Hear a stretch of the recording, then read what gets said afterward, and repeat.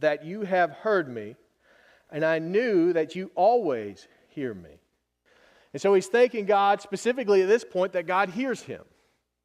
He says, we are connected. You and I are one. Jesus knows what is getting ready to happen. He knows that him and God are on the same page, what is getting ready to happen.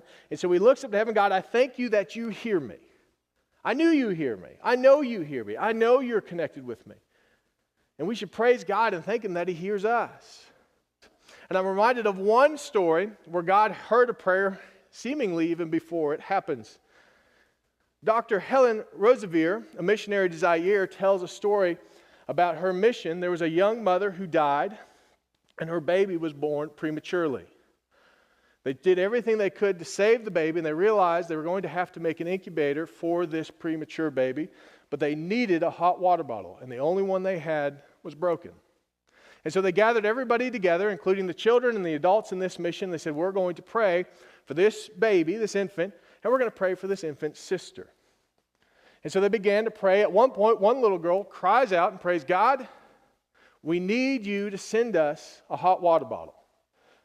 She says, not tomorrow, we need it today.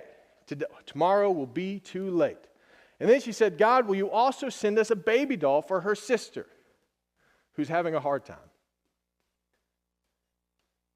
The prayer meeting ended, and that afternoon a box shows up. And in that box, after they dig through some of the clothes and the other items in the box, they find a hot water bottle in there. The little girl gets excited and says, well, if God sent that, I'm sure he sent the doll. And she began digging in there, and at the bottom of this box, they find a baby doll. And Dr. Roseveare says that seemingly 5 months before this, a group of ladies in the local church heard a prayer and packed a box with a hot water bottle and a baby doll before they even knew it was needed. God, I thank you that you hear me.